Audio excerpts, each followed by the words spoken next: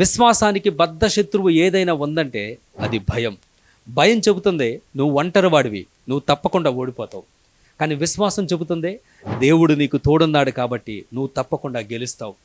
భయం నిన్ను సమస్యల వైపు నడిపిస్తే, విశ్వాసం నిన్ను దేవుని వైపు నడిపిస్తుంది. భయం ఎప్పుడు కూడా మీ ముందున్న సమస్యలను చూస్తుంది, కానీ విశ్వాసం ఆ సమస్యలను పరిష్కరించగల సృష్టికర్త వైపు చూస్తుంది.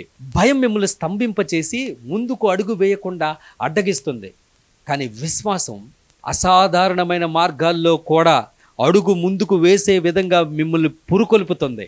భయం మన జీవితంలో ఉన్న సమాధానాన్ని, నెమ్మదిని, ప్రశాంతతను దొంగలిస్తుంది. విశ్వాసం మన జీవితంలో ఎదురయ్యే అతి పెద్ద తుఫానుల్లో, అల్లకల్లోలలో కూడా మనకు ప్రశాంతతను అనుగ్రహిస్తుంది. ప్రతిరోజు ఈ రెండింటిలో ఏదో ఒకటి మన నిర్ణయాలను ప్రభావితం చేస్తుంది. అసలు భయం అంటే ఏంటి?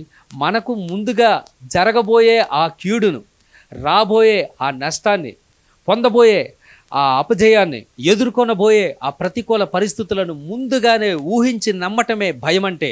గుర్తుపెట్టుకోండి, భయం దేవుని శక్తిని మనం మర్చిపోయే విధంగా చేస్తుంది. భయం ఇప్పుడు మన ముందున్న పరిస్థితుల్లో మనకు పెద్దగా చూపిస్తూ ఉంది.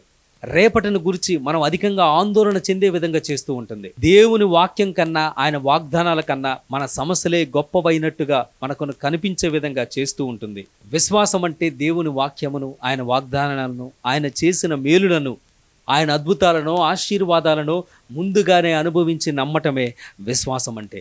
విశ్వాసం ఎప్పుడు దేవుని వాక్యాన్ని సందేహించదు, పూర్తిగా దేవుని వాక్యానికి లోబడుతుంది. అది ఎప్పుడు పూర్తిగా దేవుని వాగ్దానాలపై ఆధారపడుతుంది. మనకు కనిపించకపోయినప్పటికీ సర్వశక్తివంతుడైన దేవుడు మన పనిని ముగిస్తాడని అది నమ్ముతూ ఉంటుంది. మన ముందున్న పరిస్థితుల కన్నా మన దేవుడే గొప్పవాడిగా విశ్వాసం మనకు చూపిస్తూ ఉంటుంది. ప్రియమైన దేవుని బిడ్డలారా, మత్తయి సువార్త 4వ అధ్యాయంలో అపోస్తుడైన పేతురు యేసు వైపు చూస్తూ ఉన్నప్పుడు నీళ్ల మీద ధైర్యంగా అడుగు పెట్టగలిగాడు. ఆ క్షణం పేతురు గుండెల్లో ఉన్నది విశ్వాసం.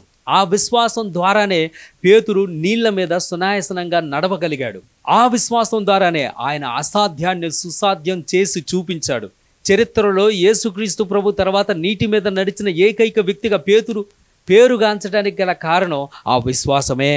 కానీ ఎప్పుడైతే పేతురు యేసు వైపు చూడటం మానివేసి తన మీదకు వస్తున్న గాలిని, తనను ముంచివేయడానికి వస్తున్న అలలను చూడటం ప్రారంభించాడో, ఆ క్షణంలోనే పేతురు హృదయంలో భయం ప్రవేశించింది. భయం రాగానే పేతురు నీటిలో మునిగిపోసాగాడు. ప్రియమైన దేవుని బిడ్డలారా, ఒక్క విషయం గుర్తుపెట్టుకోండి, మన దృష్టి దేవునిపై ఉన్నంత కాలం పరిస్థితుల ప్రభావంపై మనం ఆధిపత్యం చెలాయిస్తూ ఉంటాం. పరిస్థితులు మనలను జయించలేవు.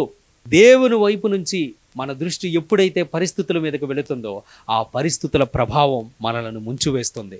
దేవుని బిడ్డలారా, గుర్తుపెట్టుకోండి, మన విశ్వాసానికి ప్రార్థన, దేవుని వాక్యం అనే ఆహారం నిరంతరం అందిస్తే భయం తనంతట తానే ఆకలితో మరణిస్తుంది. ఈరోజు ఈయన మాటలు వింటున్న ప్రియమైన దేవుని బిడ్డ, మిమ్మల్ని నడిపిస్తున్నది విశ్వాసమా లేక భయమా? మీ పరిస్థితులు మిమ్మల్ని భయపెట్టవచ్చు, కానీ దేవుని వాగ్దానాలు మనకు గొప్ప ధైర్యాన్ని కలుగజేస్తాయి. మీ హృదయంలో ఉన్న ప్రతి భయాన్ని దేవుని చేతిలోకి అప్పగించండి. ఎందుకంటే భయం బంధిస్తుంది, విశ్వాసం విడిపిస్తుంది. మనము దేవుని వాగ్దానాలను నమ్మి అడుగు ముందుకేస్తే మనలో ప్రతి ఒక్కరు కూడా దేవుని శాంతిని, సమాధానాన్ని ప్రతి నిత్యము అనుభవించగలం. దేవుని బిడ్డ, మీ ముందున్న గొల్యాతు లాంటి సమస్యలను చూసి భయపడకండి. ఒకవేళ మీరు కూడా గొల్యాతు అనే సమస్యల ఆకారాన్ని చూసి భయపడుతున్నట్లయితే, దావీదు వలె నా దేవుడు ఎంత గొప్పవాడు అని విశ్వసించండి. గొల్యాతు లాంటి సమస్యలను అప్పుడు మీరు నేల మట్టుకు అణిచివేయగలరు. ఈరోజు మీ పరిస్థితి ఏదైనా కానీ మీరు దేనిని ఎంచుకుంటారు? మిమ్మల్ని కృంగదీసే భయాన్న, లేక మిమ్మల్ని నిలబెట్టే దేవునిపై విశ్వాసాన్న? ఎంపిక మీదే. దేవుని వాక్యం సెలవిస్తుంది.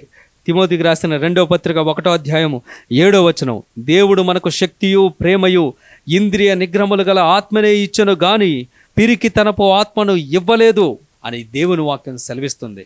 ఏది ఎంచుకుంటావో నీ ఇష్టం.